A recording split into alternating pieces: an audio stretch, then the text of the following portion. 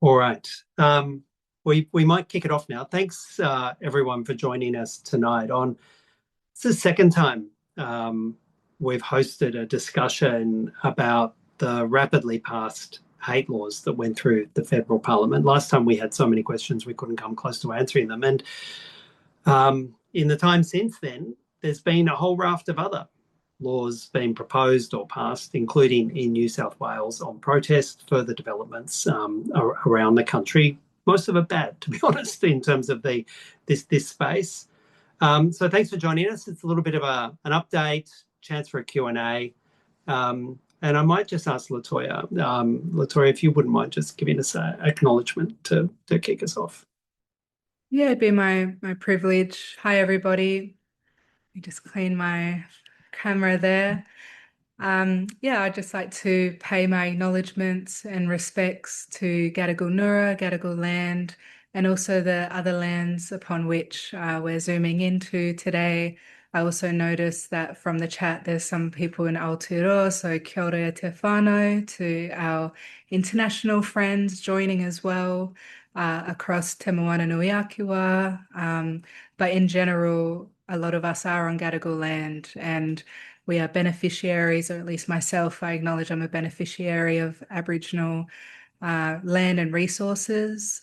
Currently, at the moment, such land and resources is being utilised in ways I know that are contested, which is why we're here to speak tonight. So I just really want to honour our ancestors' struggle and fight, as protest and these issues have always been something so significant to even naming Gadigal Noora and sovereignty. So thank you to the Gadigal ancestors and to all Aboriginal ancestors and elders and those in the room as well who fought so hard for these discussions to continue.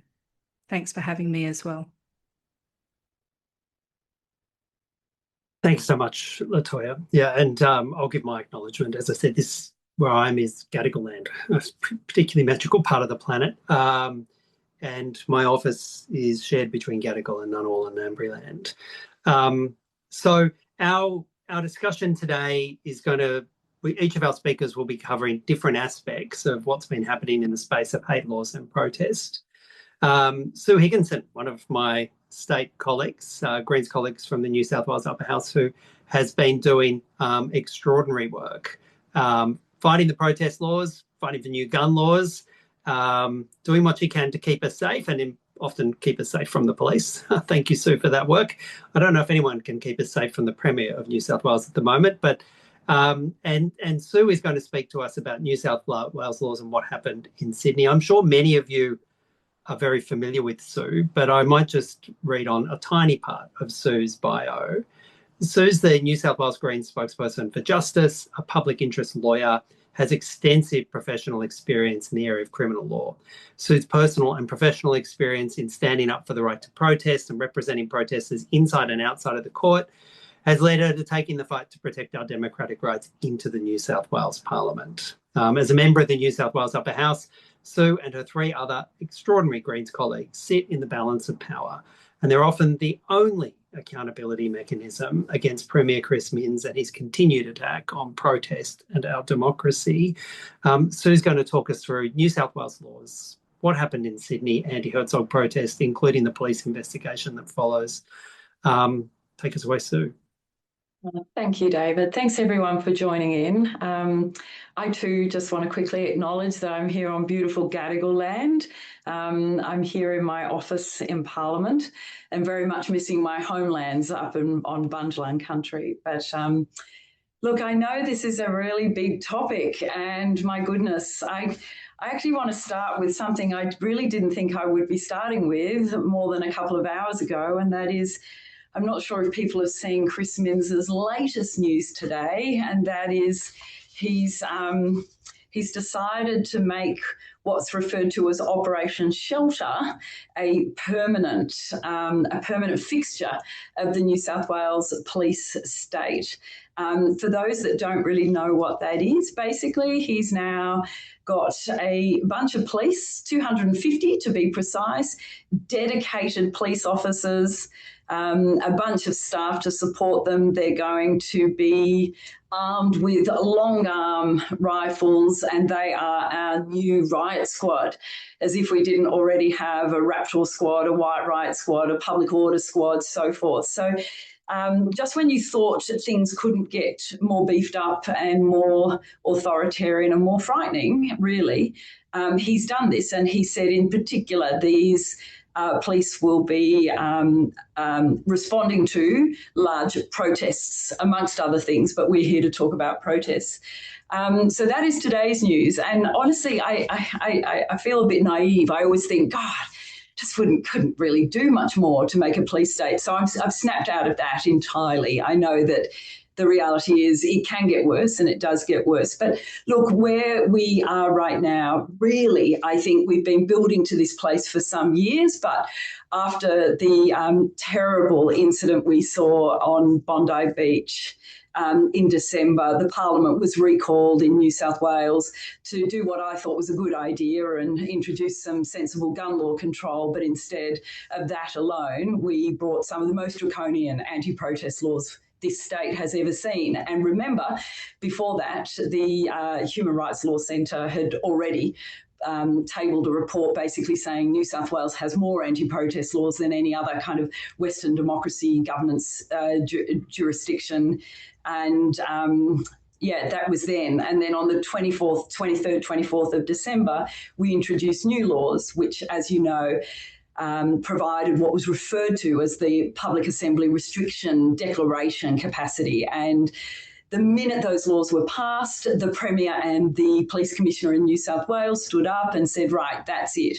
We are applying this public assembly, so basically a big, broad protest restriction across areas of New South Wales, and that meant that you really couldn't, without going into the details, it basically meant our rights to protest in terms of coming together and marching for peace, for Palestine, against war criminals, for the protection of anything, our forests, equal rights. We can no longer do that. So that was declared on the 24th of the 12th last year.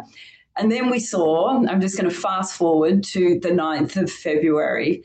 The 9th of February, I think, is now a moment etched in democratic history forevermore.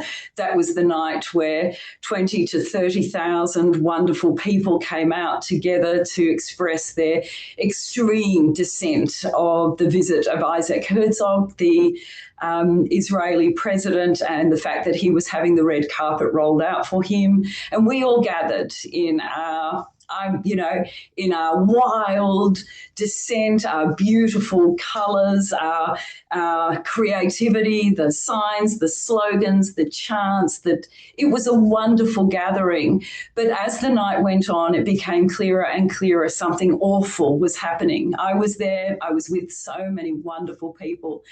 And I myself could see literally what was happening. I saw that thick blue line surrounding us, and I could see, as many of you are aware, this kettling effect that had started. I tried very hard to negotiate with police at that time and say, hey, we're in a predicament. People need to march from here, and you need to let them as a safe method of dispersal, because there was no way of people exiting. Rather than the police actually respond to the sensible people on the ground, and there were tens of thousands of us, they doubled down. They refused us to be able to do this. And I'm just going to disclose this one material fact in my life that I'm finding very difficult to reconcile. 10 minutes before the first aspect of police violence took place, I was on the phone to the New South Wales Police Commissioner. I was pleading with him, and I said, please, you need to change your response right now, because everyone who's here can see what is about to happen. This is a disaster waiting to happen. You need to change your response. He said to me, literally, no, Sue, I'm enforcing the PARD. I explained. A safe dispersal pathway would be allowing the people simply to march from Town Hall to the Parliament. It's the safest way. It's in the opposite direction of where the President was visiting. And he said, no, we're not going to do that. I even said there's no traffic. It's a sensible thing to do. And then, as we saw, it was literally Minns's police behave like Trump's ICE officers. And that's what we saw. And wonderful people have been scarred and injured for life. And I think seeing that kind of police brutality on that scale was quite really shocking for people to see. And those people that experience the physical violence, obviously that has damaged them forevermore. In the immediate aftermath to that, I wrote to the Law Enforcement Conduct Commission and called on them to do a full, broad investigation, not just into the allegations of incidences of police violence on people, but also the entire police operation. And also, I made a very clear point of every single charge of assault on police must also be reviewed because, hey, it doesn't take a criminal lawyer to know that when it's protest and you see those charges of protest or assault police, we know that more often than not, when those cases are defended, it is in fact the other way around. And in fact, the protester was assaulted, and this was the police response to that. What was very interesting is Chris Minns made a very clear point. The Premier is saying there shouldn't be an investigation. He doesn't support it. But what was brilliant was so many people, so many of our civil society institutions backed that call.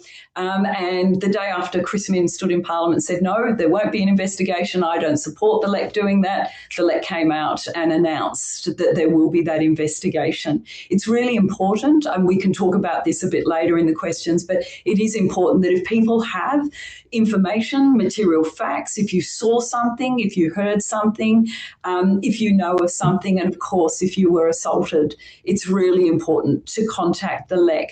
And I'm just going to, and I'll finish on this because I know we only have, my brief is quick for this part.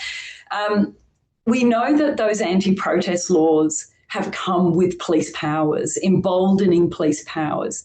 We have made it very clear there is only one genuine pathway forward from here, and that is now to actually repeal all the anti-protest laws.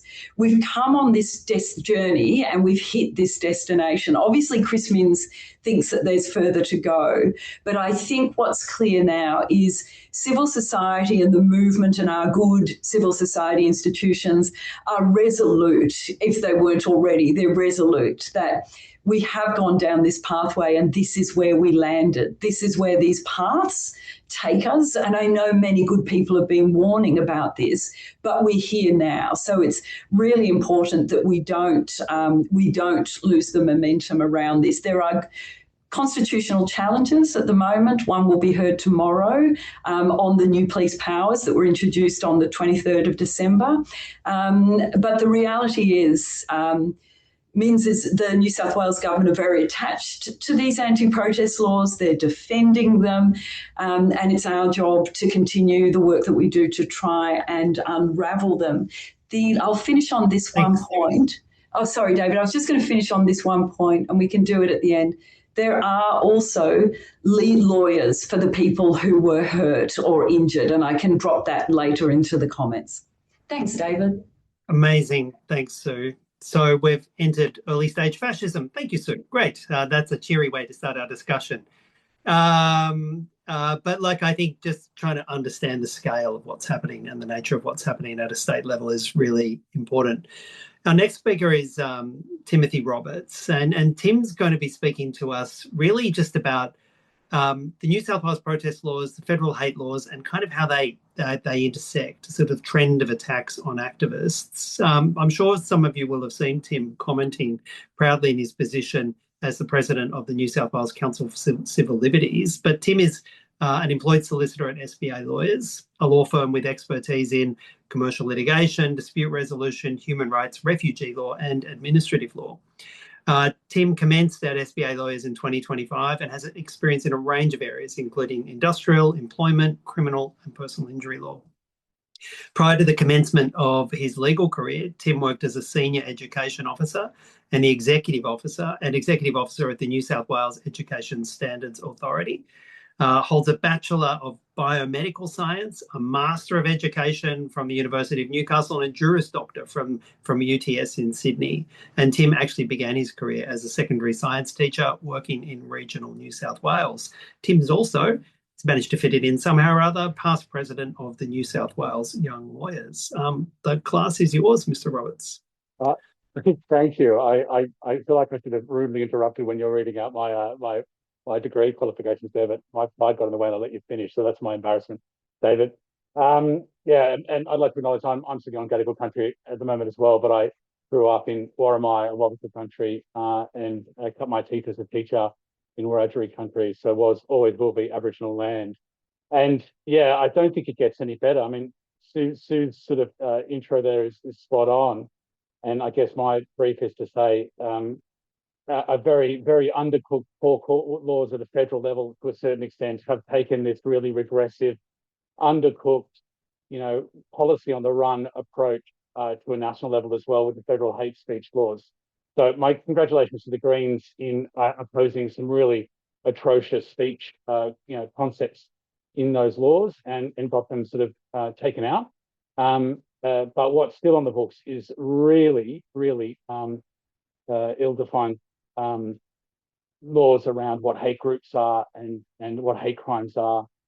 So it's probably not worth the time that I have to go into any details about those federal laws, other than to say that we have a system here now where whatever ill-defined hate speech laws you have in any of the territories might get picked up and taken up to become part of a definition of hate crimes at a federal level and involve, some rather invasive use of ASIO and very broad ministerial discretion in describing whether or not you're a part of a hate group.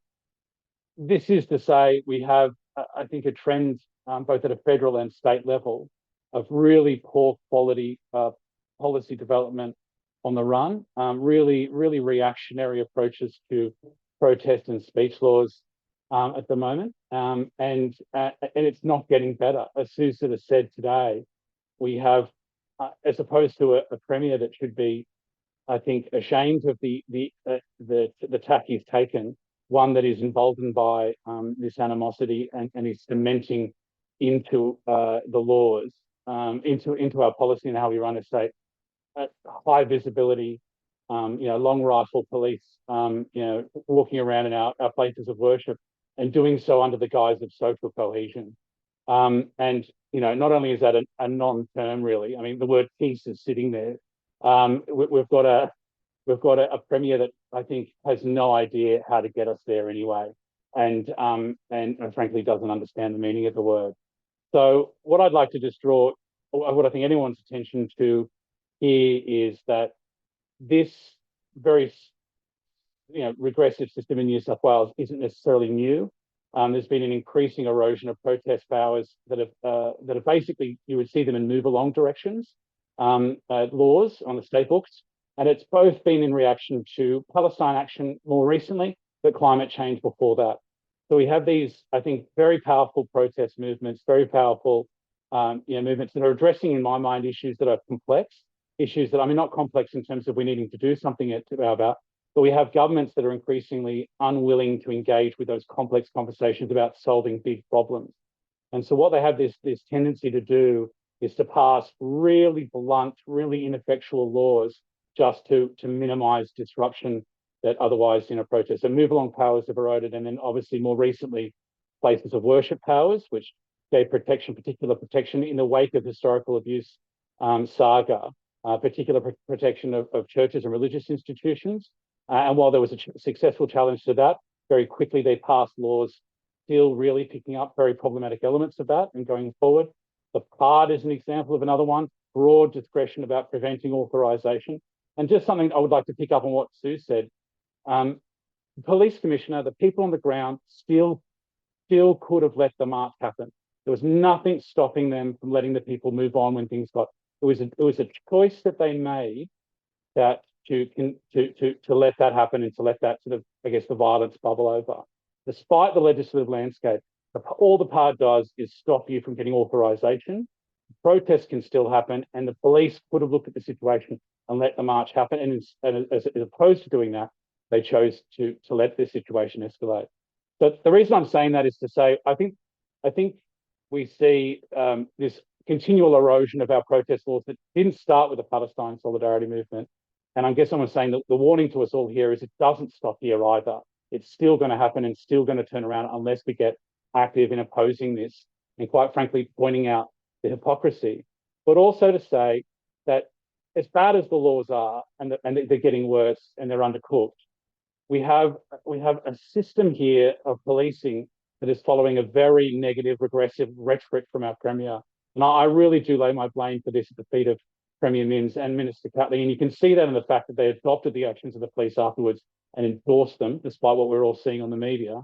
But also that they really incited, I think, a level of temperature that they would blame us for in the protest movement for, that they actually set the tone for that. And you can see that in the way that police chose to respond when they had other options available. So I guess there's the two things I'd call out, David. Amazing. Thanks, Tim. And I think understanding that, yes, it was dreadful politics that got us there, but it was also a choice by police on the night. Police are given broad powers as constables, and they can choose when and how to exercise those powers, and they chose to exercise the powers in the way they did on the night. And I think reminding ourselves about the nature of policing in this country is pretty important. And I think our next speaker is going to have a pretty powerful perspective on the nature of policing in this country. Latoya Aroa Rule descends from Wiradjuri First Nations and Te Atuai Maori peoples, and is a Takatapui queer researcher, writer and creative practitioner who uses all pronouns. In response to protests they organised following the death in custody for their brother Wayne Fella Morrison, the Advertiser referred to them as a free speech militant. I'd wear that with pride, Latoya. Just submitted PhD on the work they continue to address concerning justice and anti-torture reform for all peoples across the continent. And I think Latoya is going to bring to us this a perspective on the rights to protests and hate speech laws and how criminalisation disproportionately impacts First Nations communities and Palestinian solidarity. I think many people experience the scale and nature of police violence in very different ways on the night. And First Nations peoples experienced it with a lot of pro-knowledge. Latoya. Thank you. And again, thank you for having me. Yeah, so similar to Sue and I were on that front line, and Sue, you and Jenny and a bunch of wonderful Greens members, along with First Nations allies, after we'd come off the stage, and were chanting initially that we wanted to march, let us march, and then our chants changed to we will march, because we felt, we got the people power.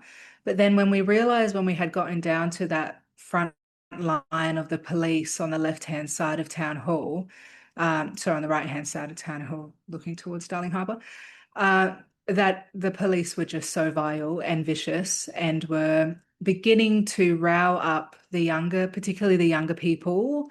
And knowing that we were First Nations people, that should never be on the front line, in my personal opinion, as unarrestable bodies. So over my time of protest in my history, more than the last decade since my brother's death in custody, but even before that, working on issues of treaty, going overseas. I've been to the Million People's March, for instance, in Washington, D.C., and marched on Washington, where there have been military tanks under the Trump administration, and yet we were able to successfully march with 100 million people without such vile violence and threat and risk from somebody like the Minsk government. So really, this is for me very extreme. I know it's for our community incredibly triggering, particularly when we think about places like Redfern. I don't speak for these groups or communities, but we know in New South Wales that this idea of riot and deviance is really playing a significant part against protesters such as First Nations and Palestinian and other groups at the moment. And so just to give a bit of context, when we went down, I believe I might have been the first arrested of the day that I know about. And what I would see happening based upon my own experiences in doing die-ins, protests, sit-ins, prayer. I'm a person of faith as well, so I've been with Christian groups who have sat in and prayed in parliaments, different actions like this. I actually chose to lay down in between the police line and our community members to try to actually dissipate the police violence. And to also give space, literal and figuratively, for our Greens members and our community members to be able to negotiate with those police in a really positive way. And it dissipated a little bit of the aggression that was happening from police to say, okay, let's take a moment, let's take a breath. I also have chronic endometriosis, so there was nowhere to stand. We were being kettled in. There were people, elders, children, people in wheelchairs, people with various disability that had nowhere to go. And from my knowledge, we were waiting to be released essentially. So our chants actually ended up standing and changing. If you'll see from the photos, there's multiple beautiful imagery. Thank you to all of our photographers and videographers and artists and lawyers and legal observers who were also incredibly brutalized, but has been such a critical moment for us to see that throughout that process, my hands were raised the entire time. And we were actually, by that stage, advocating, let us leave. Let us just leave the vicinity now. We get it. We're not marching, but it would be safest given that the trams had stopped, given that, you know, people were ready to go home, essentially. It would have been safest to open those barricades and those police lines and just let us safely walk away down to Hyde Park or move on the other side. So after a community member had knelt down to me after I was laying down on that line and said, hey, actually, they've opened the other side. We're able to now stand up and go. I said, excellent, wonderful. But before I could reach my feet, the police took me. There's at least 6 to 8 police officers who were completely up against my body. And a community member who refused to let go of me. Thank you to her as well. And we were both taken and I was put in a paddy wagon. This was extremely traumatic because my brother Wayne Fella Morrison, as many people would know in South Australia, fell unconscious in the back of a police prison van after 6 days on remand and died thereafter after being spit hooded. So the fact that my body was being crushed by multiple officers, given that I work on issues and many of us have worked to support families around the issue of asphyxiation and restraint, I believe that there was excessive force used, not only against myself as a peaceful protester, but against the community at large, with the kettling, with the why these issues are so significant right now to contest. The other thing I will say is that the next day I took off work for obvious reasons of being traumatized. Thankfully, I was released without charge due to the Greens. Thank you, Sue. Thank you to your members for advocating for my release outside of that paddy wagon. But the day after, I actually walked into my local cop shop, believe it or not. I don't trust the police, but I knew that they are the ones who should be responsible for documenting my bruises and documenting my statement. This was King's Cross. I've just obviously moved into the area, so now everybody knows where I live. There you go. But besides that, King's Cross has such a history with queer communities like mine, going especially now. They think that they can march this weekend at Pride. And yet when I walked into that King's Cross police station, they refused to take any imagery and they refused to take my statement and they turned me away. Now, if we were to say from the 78ers, for example, moving to today, how policing in New South Wales has changed, we can say that it stayed the same clearly if they're still willing to not even acknowledge my injuries, my harm, you know, keep me safe, as is their funding arrangements. But, you know, where are we actually receiving anything of a type of safety? Where can myself and my community and Palestinian community and Jewish communities and all of our wonderful, brilliant, beautiful people who were present that day, where do we go for safety? These laws are being pushed out under the guise of protection and safety, but it actually increased penalties alone will not prevent or provide, improve safety for us. We know that. And my experience is just one of many. We also know that we need things like community education. We need to do this a lot more together. We need safe spaces to be able to sit down and have these discussions about actual accountability strategies that are based on anti-racism, because I'll tell you right now as well, I do believe it was tactical, in my personal opinion, that the First Nations people on that front line were the ones who were the very first arrested. And I mean, why wasn't it other people? I would say that that's because, again, the history of solidarity against the issue of genocide, which is a must in this discussion to continue to bring up, hasn't been dealt with. Australia has not reckoned with the issue of genocide here. Thus, it allows other genocidal and warmongers to greet our shores. And until the idea of truth-telling, we've just seen the failure of The Voice, for example, until the idea of truth-telling about racism, about the strategies and manifestations of genocide, and I count the violent, vicious terrorist attack in Bondi as part of that manifestation of genocide on this land. So I'm inclusive of every community group who've experienced this.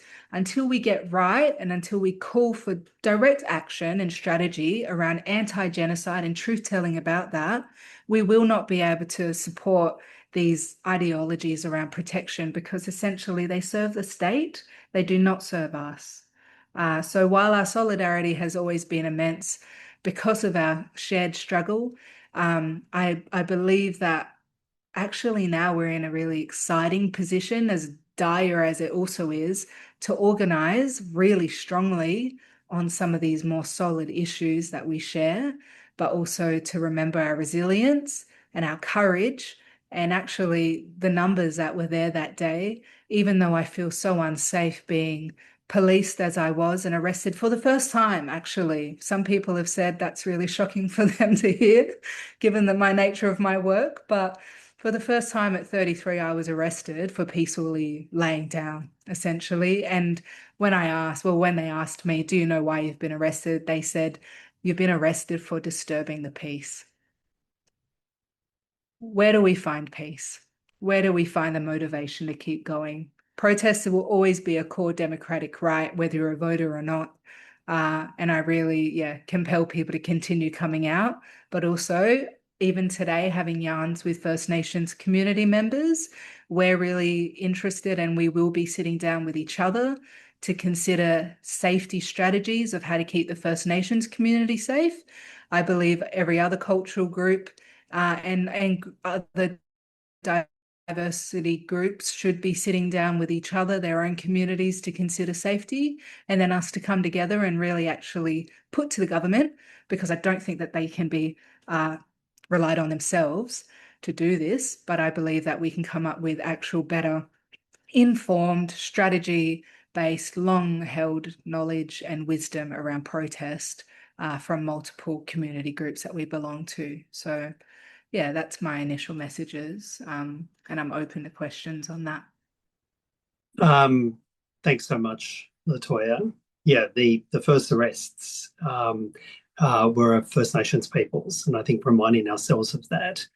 And I think also understanding the nature of policing and the long-standing nature of policing in the state of New South Wales, which began with dispossession of First Nations people. So thanks, Latoya. Can I just remind people the question and answers, if you want to have questions, best to pop them in the Q&A chat, and we'll be getting to them as soon as we can and as soon as I finish this brief contribution. So I'm David Shoebridge, one of the Green senators in the federal parliament. I have responsibility for, amongst other portfolios, Home Affairs and Justice. And I want to thank my team who have been critical in pulling this together, operating behind the scenes. Thanks very much for all the work you do, as always. I thought I'd speak to you about some of what's been happening in practice with these laws that have been passed for barely a month. And probably a good place to start is what's happened literally in the last week or so. So there are a number of elements to the federal hate laws, and I suppose I'll speak specifically about the federal hate laws. But the federal hate laws had prescription powers where we could ban organisations, and it gives the power to criminalise organisations to the Home Affairs Minister once he gets a recommendation from ASIO, once he or she gets a recommendation from ASIO. That, of course, is an ongoing focus of attention for activists. We've seen the way powers to ban and criminalise organisations have been used in the UK for Palestine Action. Deeply concerning about giving that kind of power to the Home Affairs Minister in Australia without any external checks and balances, without any sense of natural justice being required. We haven't seen that in play yet. But one of the other powers that was granted, new criminal provisions, was about hate symbols. There were new federal laws about hate symbols. Hate symbols include symbols of listed terrorist organisations. They also include the swastika and Nazi symbols as well. And we actually have seen those laws already in use. In the ACT, the Australian Federal Police went in and shut down the Dissent Bar in the middle of Civic. If people are familiar with Canberra, that's the mall in the middle of Canberra. And they expressly said when they went into this, the Dissent Bar, which is kind of like a progressive live music venue, they went in and said, we're here under the new federal hate laws and we're coming in and we want to confiscate those posters and we've got a bunch of questions to ask you. And the Serious Crimes Unit is just about to turn up.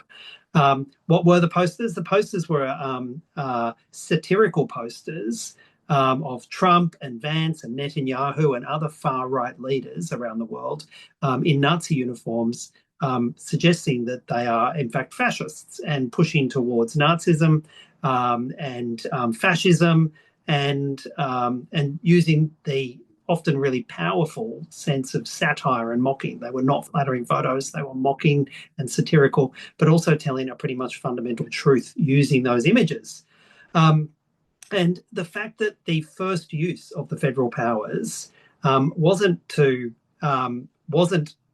deal with people who were anti-Semitic, wasn't to deal with Nazis, but to deal with a venue that was actually fighting fascism and fighting Nazis, I think is deeply problematic and shows the nature and the direction of these laws.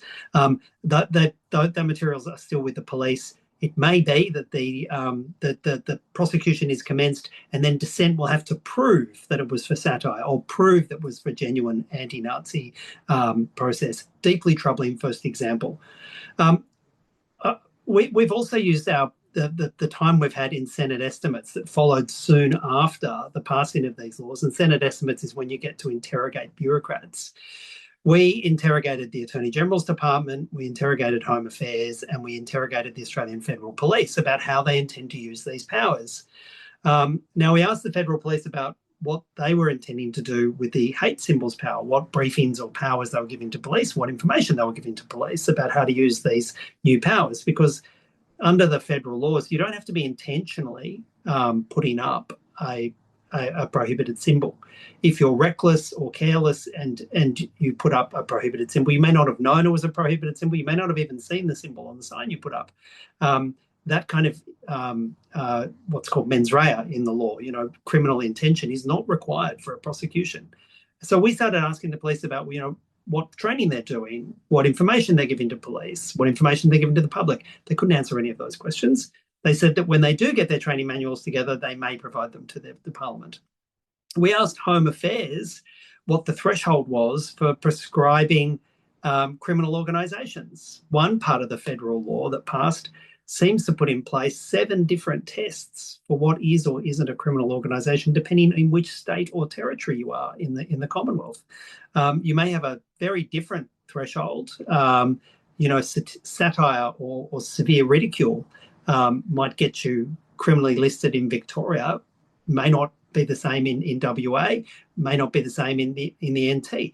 We asked if they had a position on that. They said, well, yeah, probably there are 7 different thresholds. We said, are you training police? Are you providing materials? Are you communicating with the public what these thresholds are? We can't answer that. We haven't got any training materials. We don't really know how it's going to apply. Now, this is pretty extraordinary that laws pass through and the key departments in charge of them can't answer basic questions. And it was similar for the Attorney General's department. This lack of transparency that's already becoming clear in how these laws are going to apply, I think was actually intentional.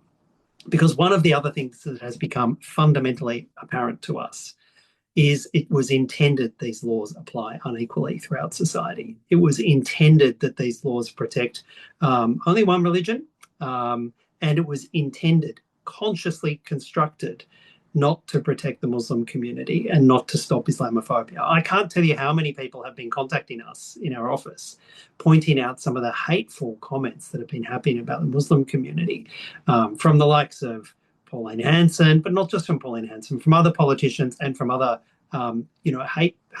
hate-mongering groups in society. And we have to keep responding to them. And when they say, well, why aren't the new hate laws being used against this? And the answer is because they were consciously designed not to cover those communities.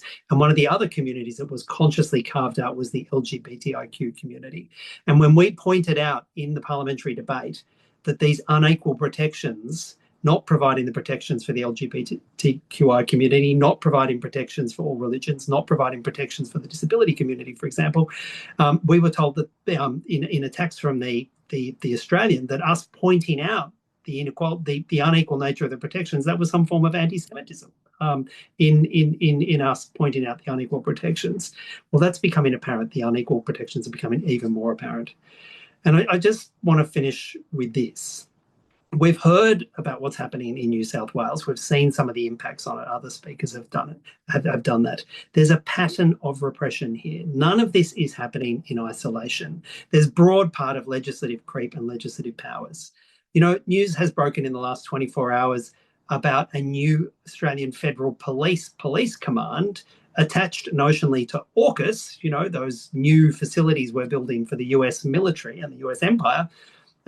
The mission given to the AFP is not just to protect AUKUS facilities, but to be out there and police anti-AUKUS protests as well. So it's not a static unit just designed to protect AUKUS facilities. It's actually out there to go and monster people who are protesting against AUKUS.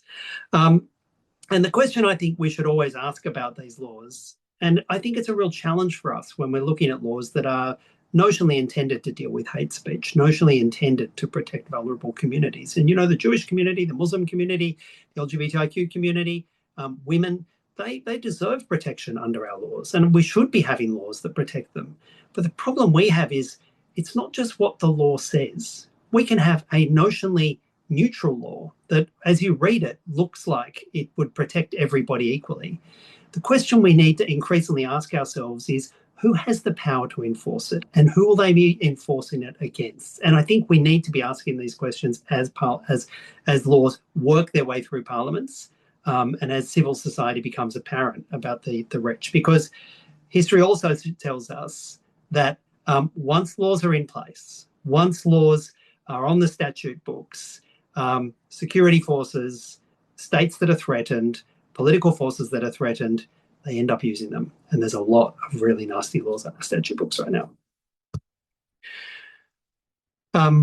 Right. Well, thanks very much for everybody engaging in this. We do have a bunch of questions, and I'd ask all of our panelists to come back on to respond to questions.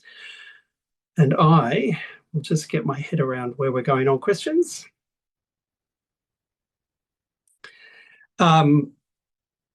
So one of the first questions we have is, actually, I might put it to you, Tim. there's been a lot of news about constitutional challenges to the New South Wales protest laws, and Sue, you might want to briefly contribute on this as well. But what are they up to, and are these things constitutional? Yeah, it's an interesting question. I mean, the constitutional challenge to the PARD is tomorrow. There's some hearings about it, so it's on the books, and I think Black Caucus has been advocating about other aspects of this as well. And I think I'll let Sue speak to the detail. All I will say, I guess, in terms of the constitutionality, is our constitution, our structures in both Australia, but obviously in New South Wales, do not protect human rights and our civil liberties at all, really well at all. So while constitutionality is a protection, and it's one we have to rely on, I think there's a general caution about leaning into it too much. These are bad anti-democratic laws, and our systems are not set up well to protect them. So while constitutionally is a question, it's something that I think as an electorate, we can still hold our governments to account when we go to polls next time that they try to do these things. So constitutionality is all about proportionality. And these hate speech laws and the protest laws and stuff like that, there's this give and take around the circumstances. And I guess my caution really is that in itself is taking us down a pathway we don't necessarily need to either. So while, it's a problem, and the real caution is we have governments both at federal and state level that are wanting to make inroads into our democracy. That's the big caution. Yeah. So how's our constitutional Bill of Rights going? Is that going to save us? Well, that's right. I mean, look, we are in the New South Wales Parliament. We are working really hard on a Bill of Human Rights, and that does involve and include the right to, assemble, protest, express, and so forth. But as Tim says, as a lawyer practiced in this jurisdiction for as long as I have, knowing that the best part of the Australian Constitution is the part that's not really written in there at all, the implied freedom of political communication, and that we've had to assert that right through courts and we've been lucky that there's been some good judges in the past to agree with us. I am what you would refer to as a bit of a disenfranchised lawyer. I've practiced for a long time. I started as a frontline forest activist, locking onto machinery, knowing that you can protect country when you put your life on the line, and then done this law thing, come into the Parliament. So I have a fairly similar to Tim, that critique on the law. I think that it is good if we can get strong legislation that supports our rights. But more importantly, I have done a full circle.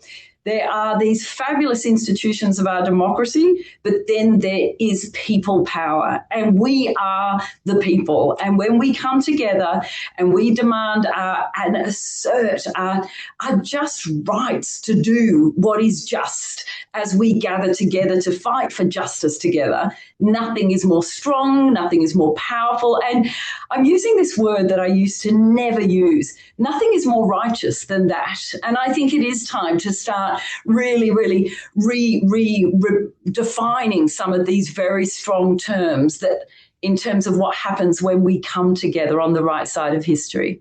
Cool. Yeah. I mean, you go, Latoya.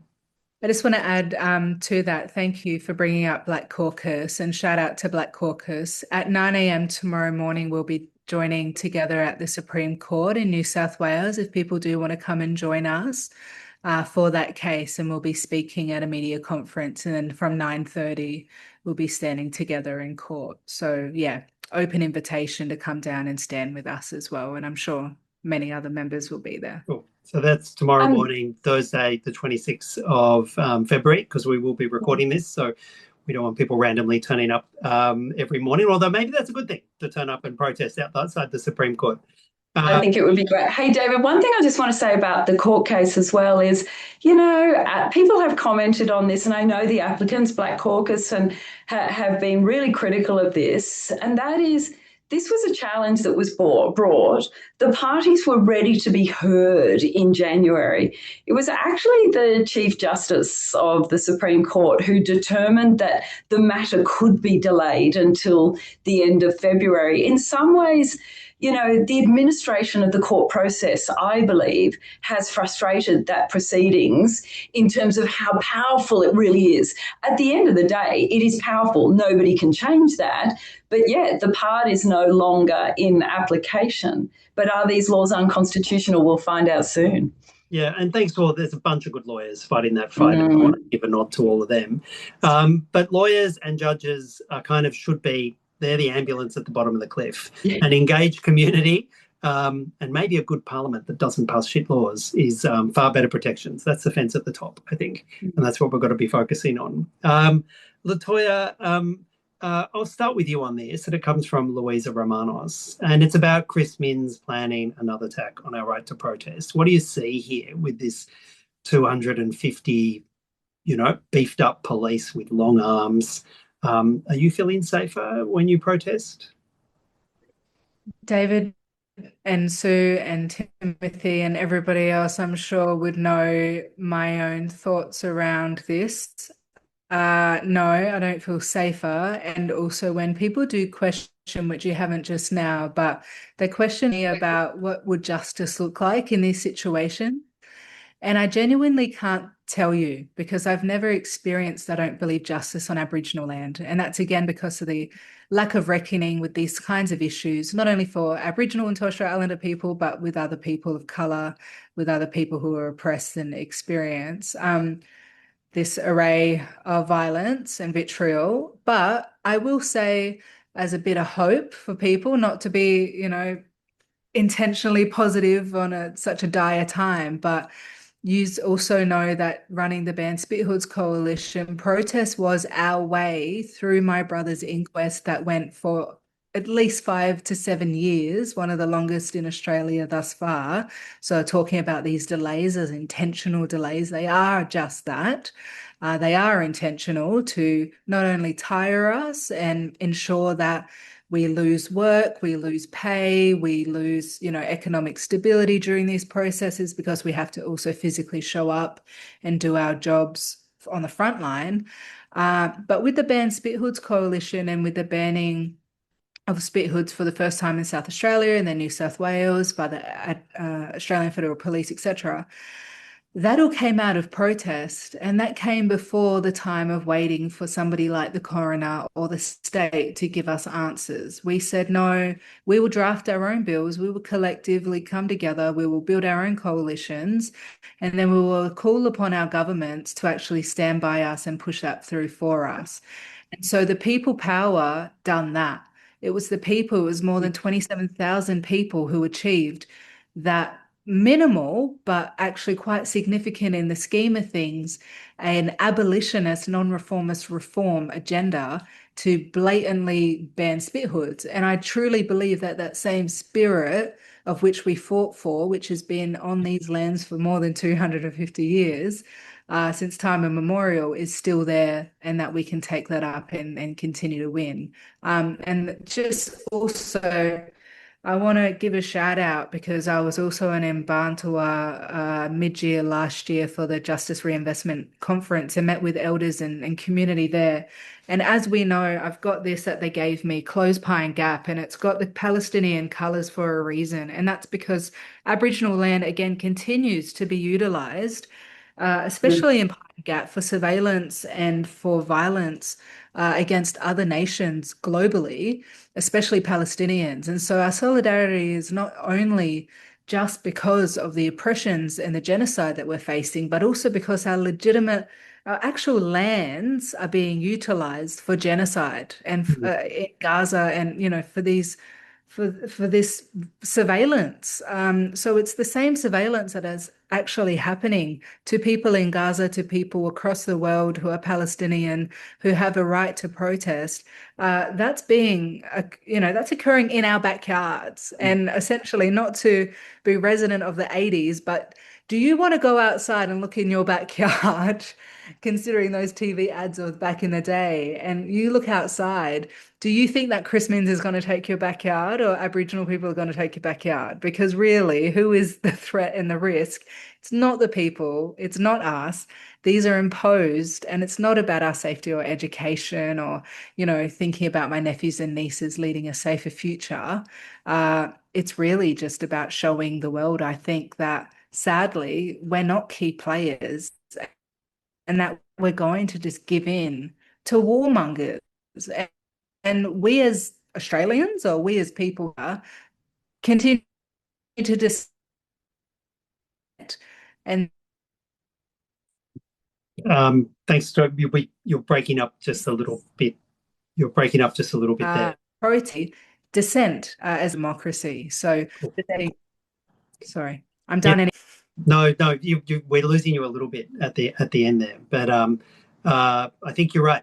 Parliaments don't tend to hand you rights; they reluctantly relinquish power, and that's what protest does. It forces the status quo to reluctantly relinquish power and to grant people rights, but it doesn't come from some internal impetus inside parliaments. I can tell you that.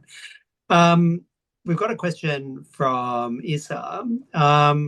Shouldn't Pauline Hanson be charged under the hate speech law for her recent attack on Muslims? I touched upon that briefly in my contribution.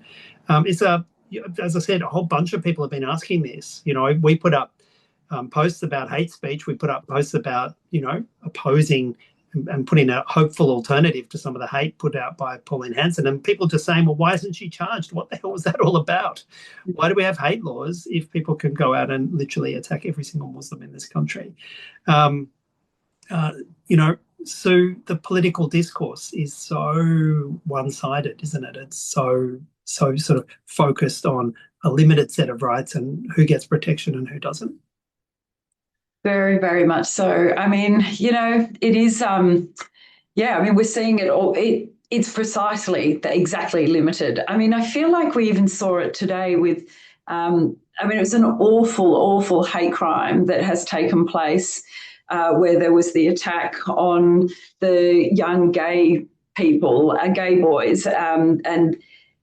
Chris Minns has come out in full scale. And I mean, I hate to say this because absolutely he should, and absolutely he should, but he seems to come out the most if he can demonise the perpetrators in this case.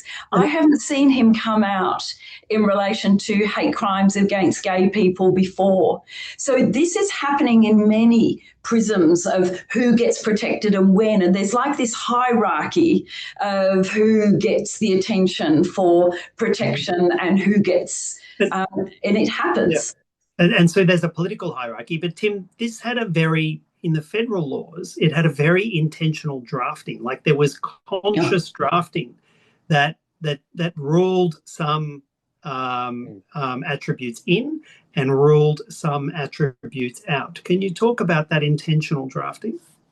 Yeah, and it's the same here at a state level, where basically the hate speech is specifically there's this erosion. So, hate speech that might incite violence, right, is already banned and already quite rightly a good balance. If you're inciting people to violence against all protected attributes, LGBTIQ plus, sexuality, whatever, absolutely outlawed. You cannot do it in most jurisdictions. So then we see this encroachment, which is specifically for race-based. Now, there is an ethno-religious element to it, but it's a race-based protection. Now, what this already does is divides the community, because there are some groups that would fall very neatly into a conversation about race, if that is a thing.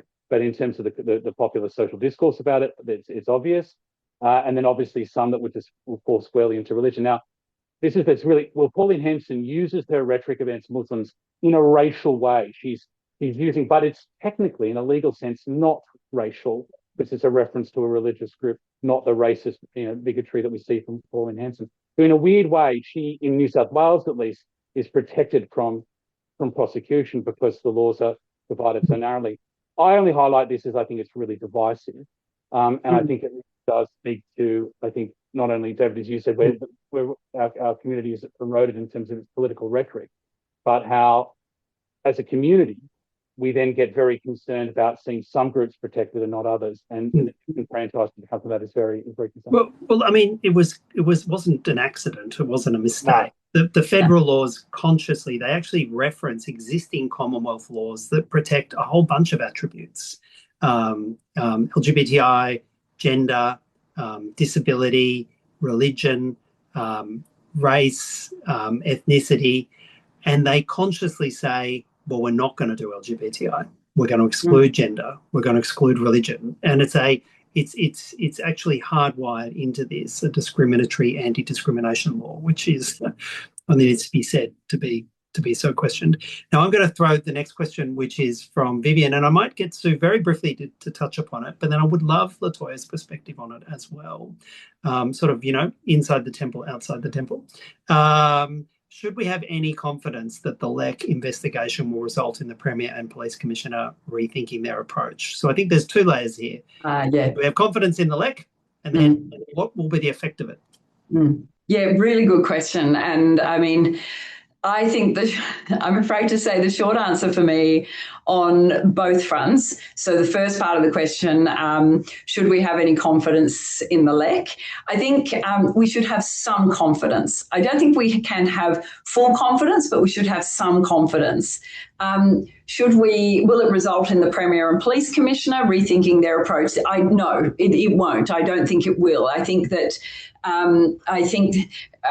I think that whatever the LEC does, the Premier and the Police Commissioner have their own agenda right now. It may have some influence, but I think that work will be our work, depending on the first part of the question, how the LEC performs with this. The LEC, from the indications I have already... I just realised the LEC is the Law Enforcement Conduct Commission. Sorry, acronym. Police oversight body in New South Wales. And look, I have already had some good indication that the LEC is taking a good approach. So the first approach that we've seen is that it is good. The LEC has announced that it is a broad investigation that it's undertaking, and it's also engaging broadly with the public. This is something that the LEC hasn't done lightly, and it's not something the LEC ordinarily does. I think that the culture at the LEC has actually jolted into a reality that, oh my gosh, what we just saw that happened needs us. This is our moment. We are the Law Enforcement Conduct Commission. We are the police oversight body. Now, the problem about the LEC is, yes, it is independent. Yes, it is frank and fearless. But at the end of the day, it is very entrenched in police culture. It deals with police every single day. It's not entirely police investigating police, which is one step removed. However, bounce to Latoya. Perfect. Thank you. Go ahead. I agree 100% with Sue. Working in an institution and outside of the institution. Sorry, it says my internet is unstable again. Just let me know if I need to leave. But yeah, I 100% agree. We do need monitoring and accountability mechanisms and oversights, and we've been calling for that as First Nations and queer and other people forever. Do they actually provide anything of a sense of justice for people? I would say no, but institutionally, I do think incremental change is something that we need to continue to pursue alongside what we do external to that.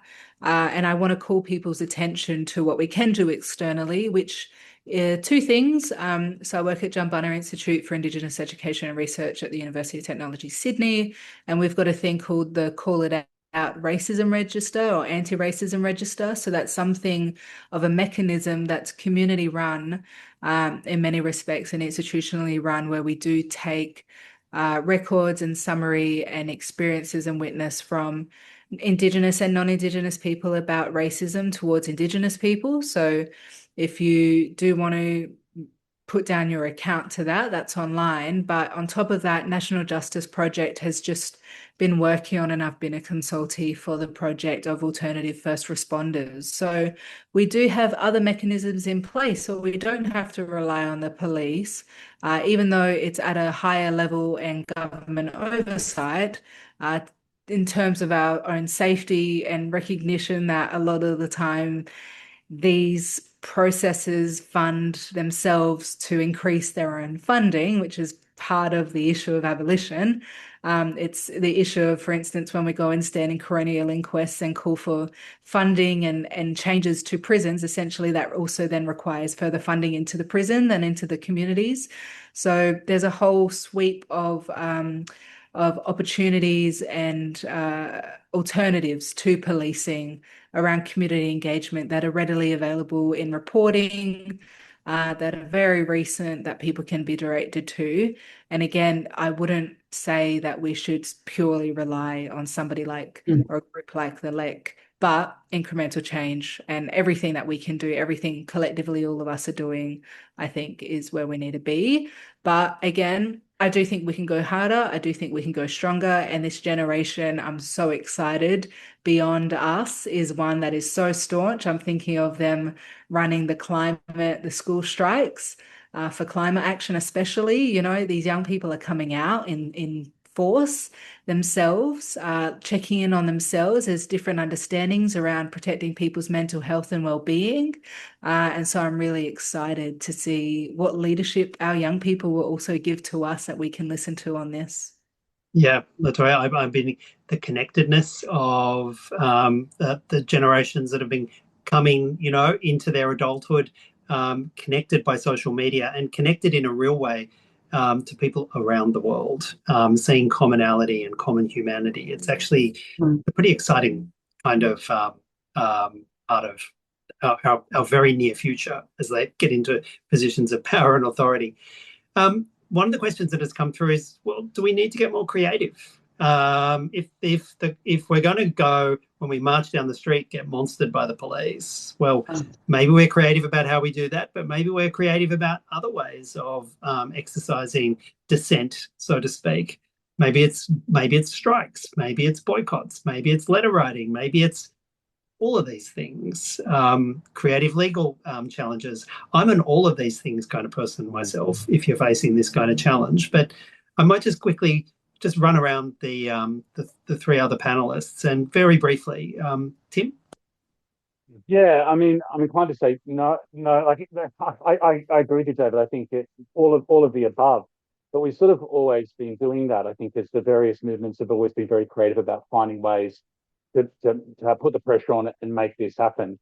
So I guess in a climate where there's a temptation for equivocation, I'm less inclined to say anything other than keep going, keep doing what we're doing. Yes, keep being creative. Yes, find different ways to put on pressure, boycotts, whatever.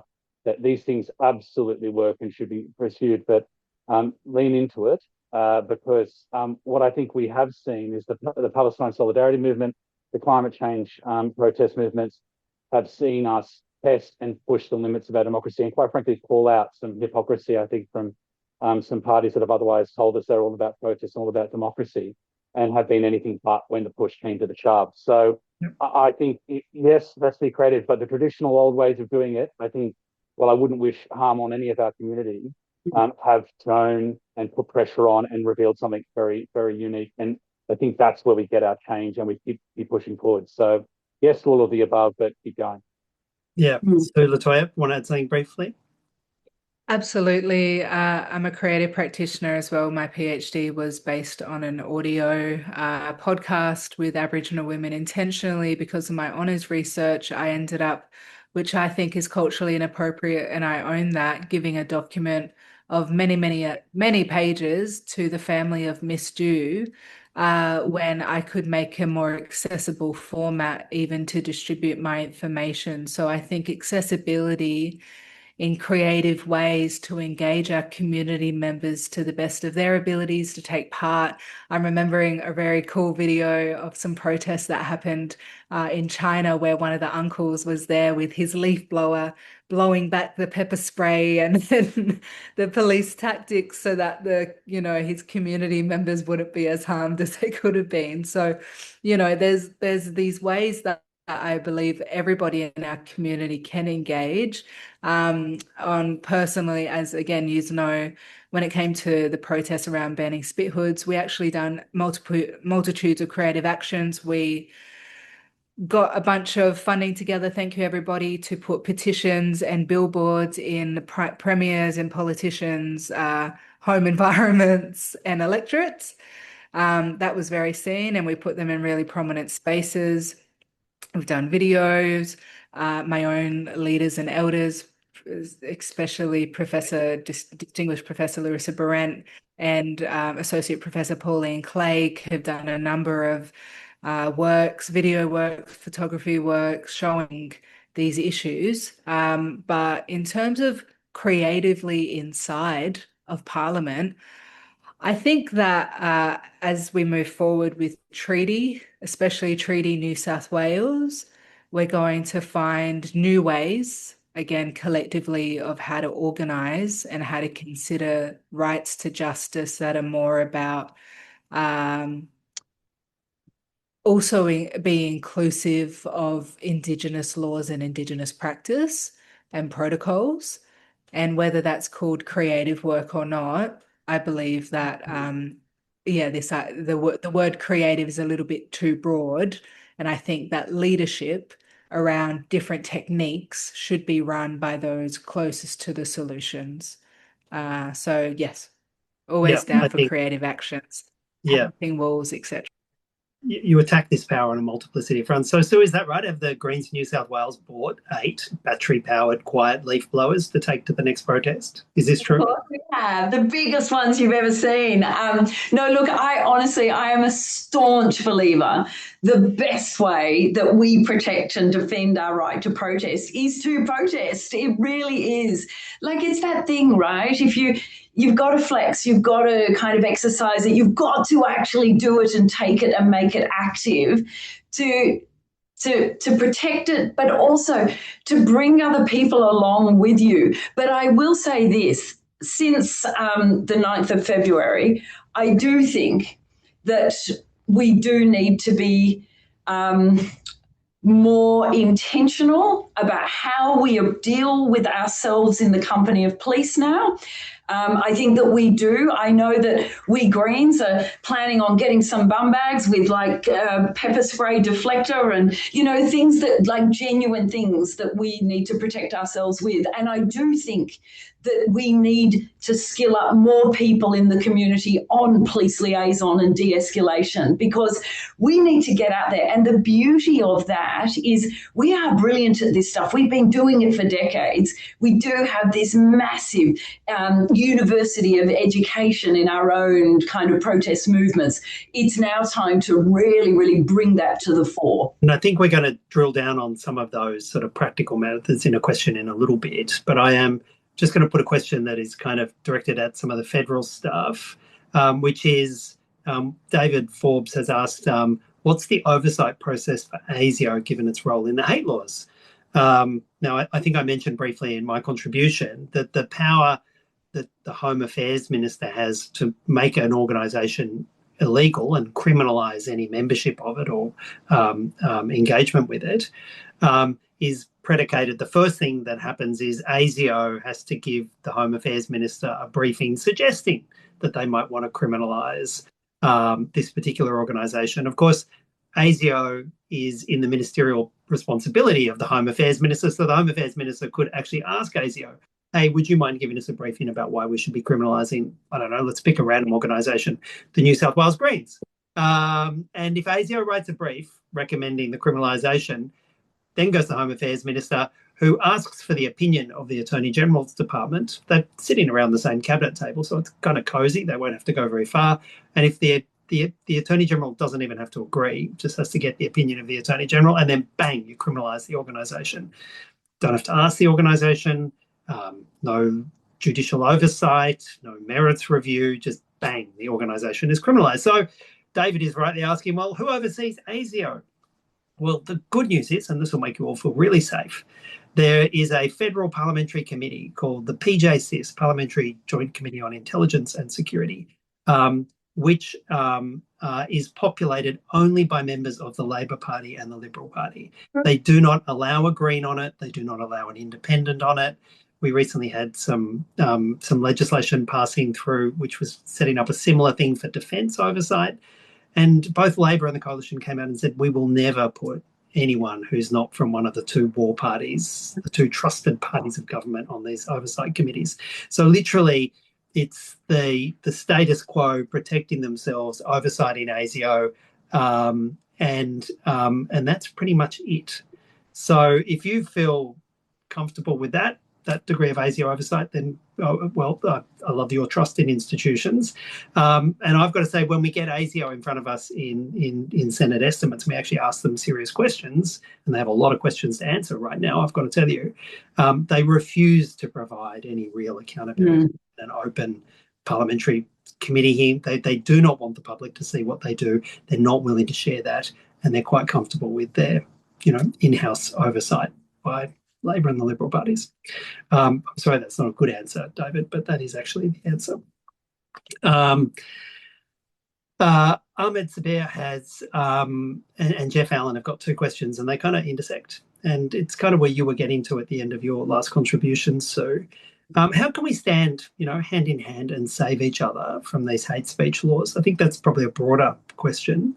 And then what safety strategies can be implemented by protesters to prevent harm or minimise harm during an event? One's broader, one's narrower, but they're both talking about how do we protect each other. So I might get you to quickly kick us off, and then invite Tim and Latoya to jump in. Yeah, look, it is, I think we do need to be a little bit more organised than what we may have been. I've taken now for granted for quite some time that I can just rock up and, have that confidence. I think now what we need is to mobilise that into a bit of organisation that comes from a slight protectionism kind of mentality, but at the same time, it's about courage and it's about asserting our power. We should never, ever fear, and we should never, ever cower to their brutality and their awful assertion of power, and particularly their violence. Our non-violence has always been our superpower. That is the thing that combats all things in a competition, in a journey of justice. So we must always be courageous, but we must be a little bit more cautious and intelligent about the way we do it. And with that, I mean, we do need people who are going to take on police liaison roles. I know as a frontline activist who has taken on giant bulldozers with just a few people and a bunch of very angry loggers, we would never turn up to a protest without having those assigned strategic roles and an affinity group. Now, when we are dealing with mass protest movements, which we are, we must always make sure, if we are part of an organising organ of that we have our house in order around those strategic roles. And we know what they are: police liaison, legal observer, and so forth. We're very good at this stuff. We've just got to make sure we don't drop our guard with that. Cool. Intentionality, planning, being conscious that, what the police can do. Tim? Yeah, I think I echo what Sue said. Whether or not you put in a Form 1 or not, which is in New South Wales, the authorisation form about a process, and there are strategic questions about that, and the broader question for the movement about the police reform ones and doing and stuff around that. I think there is a lot of dehumanising rhetoric that's happening about protesters and activists. And I think the police, to a certain extent, have fed off that, and you can see that in their treatment of activists. And obviously, this is something the Indigenous community has had a lot to deal with for a long time as well. This dehumanising rhetoric. So get in their face to a certain degree. Have that conversation with the person who's on the ground. Have your legal liaison. Have that conversation. Discuss, negotiate. I'm not saying be reasonable or kowtow to the police, but when you represent yourself as a human, when you voice your concerns, I think you make it hard. You certainly call it out. But also when you're seeing bad behaviour from the police, when you're seeing them not cooperate with you, that's something that as the broader movement, CCL and other organisation groups can help activate and shake up so that we can make this process better. Because the current process is broken. We need to shift it and change it and have police engaging with civil society more actively. I think your stories in the way you try to engage with the police and have those conversations help us. Yeah, and Latoya, I might go to you, but I suppose one of the things I'd say is we have a lot to learn from First Nations peoples who have been resisting this level of police violence for 2.5 centuries, don't we? Because, shocking levels of violence, yes, but First Nations people have been resisting this and even more obscene violence, state-directed violence, for 2.5 centuries. How do we close that circle and get some of those learnings? Yeah, when I became an activist, when I was called on when I was 19 by elders at the time to work on treaty issues, we done some shareables on the weekend where a bunch of us young people got together and learnt about, and now I ended up teaching it in sociology about, our rights to protest, what that would look like, how to keep us safe, some really practical things like writing the phone number of a trusted next of kin or lawyer on your body in Texter and Sharpie. I personally don't drink alcohol or take anything else a day prior to protest, a day after protest, or on the walk home, because sadly, even though any protest I've ever organized, there's never been an arrest or a fine. However, police have gotten people when they've left the vicinity, especially if you're walking home alone, and have been followed and then arrested after the fact when they've been alone. So make sure we travel in groups. Arrestable bodies, that term really means that people who have white privilege and other types of privilege to be able to call upon the networks and not find themselves, or if they find themselves in custody, not have the trauma that people like myself ended up having in the back of a paddy wagon. So there, again, National Justice Project's Alternative First Responders, Amy Maguire and I, beautiful Amy, shout out to Blackfella Amy, who's a writer and journo from Queensland. We used to run National Justice Project's Know Your Rights training, which I'm going to speak to NJP again about, because I think that that's very timely for our communities to be able to go through Know Our Rights training. But I've also had the privilege and benefit of being hosted by founders of Black Lives Matter in their homes and going to chapter meetings in LA and in Aotearoa, going to different meetings to see how other organizations and groups have collectivized and run protests. And I'm really interested, and I think that we should be watching some of the community tactics directly relating to ICE at the moment, of which a lot of my friends are a part of.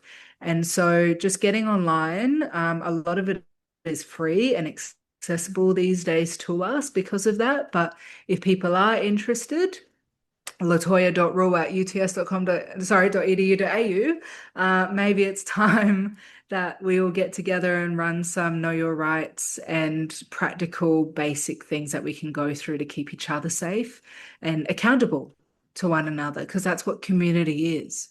I feel accountable to each other's safety, whether you're First Nations or not, and I hope you feel the same with me. And yeah, really dedicated, especially from this yarn, of having some practical outcomes for the next time. And I'm going to just say one last thing. The yarn that I had with a community member today, who I won't name, actually was about where should we get some tactical gear, kind of some shields, some things to actually, go to the next protest with, more than just our face masks and goggles, which were, by the way, forcibly removed by police. So let's remember that as well, that sometimes these techniques can also then turn into dangers when they restrict us, when they're used against us. So yeah, just pulling in a whole lot of practical and other measures. I think collectively we've got it right here in the room and by the chat, and we can do better than we've done. But yeah. Cool. Yeah, and I think seeing some of that international inspiration to people who are facing systems we think are probably similar to ours, and whether it's communities in Minnesota resisting ICE, the power of a whistle is pretty powerful, isn't it? When the the forces of the state come into your community. But I don't know about you, but I've been inspired by some of those people from across society in the UK who have just been saying, that solidarity with Palestine action. People just walking out of their classroom and coming in and doing this, walking away out of their hospital in their scrubs, coming in and doing it. That sort of global solidarity is inspiring. It's been amazing. Now, wrap up, everybody. I was going to say 3 minutes for a wrap up, but given it's 7:27, I'm going to say, can we do 1 minute wrap ups? And then we're just going to thank everybody for participating in a great set of questions. Why don't we go in the same order we started? Tim. Human Rights Act, both federal and state level. It's not a solution, but let's get our discussion about our political and social rights. The broad spectrum at the front of public service. It's ebbed away from our public consciousness, and we need to bring it front and centre so that we can have a better, community understanding, keeping these governments to account. Thanks, Tim. And Sue, who actually was first contribution. Yeah. So I was just doing the wrong foot you all. Did you see I did that? Sue, thanks. Thank you. It's been wonderful to join you all. Thank you. We will not stop until we repeal the anti-protest laws. We have to get them off the books. But I agree with Tim, Human Rights Act would really benefit us all. But most of all, folks, we just got to keep protesting together. We've got to keep turning up together. I want to see us now mobilise on where we are, which is intersectionality. We're here. We've been here for a long time. I want you to protest with all the protesters all the time. That's how we win this. Latoya. A few lines. Communities must be protected from hate, and we must also be free to speak against it. For First Nations people, protest has always been a form of negotiating power with governments. Protecting protest protects our style of democracy and our style of truth-telling and negotiation. But personally, from the way I'm about to also probably embark on a JD myself shortly, upskilling ourselves, but more than that, I really want to see a permanent truth-telling tribunal on genocide in Australia, because this raises the same issue that we're going to come up against no matter what type of protest it is we're doing around sovereignty, around genocide, around global issues of war. And as people who are anti-war, I think these discussions are now leading into those times around the Vietnam War. We will not fight another white man's war. We will not fight another British war, because let's be honest, it was the British, actually, many Palestinians will let you know, who actually instigated a lot of these issues that are global and collective. So there's bigger things to do, but I'll see you back on the streets and hopefully at 9 a.m. tomorrow. Yeah, thanks, Latoya. Look, I think recognising that these is individual struggles. Of course, we're so much stronger when we're doing community struggles, and realising, I think that the pro-Palestine movement has shown how there is a global struggle at stake here. And I genuinely think if we want our government, state and federal, to be acting in our interests and in the interests of the sort of collective good on the planet, then we need to absolutely break our connection with the United States. And that means ending AUKUS and being an independent country that can reflect our values, or the values we would hope that we have in this country. I think this kind of sense of connectedness, being in there, protecting each other, being great comrades when others are being under attack, I think is fundamental to the right to protest. And I just ask people to remember this.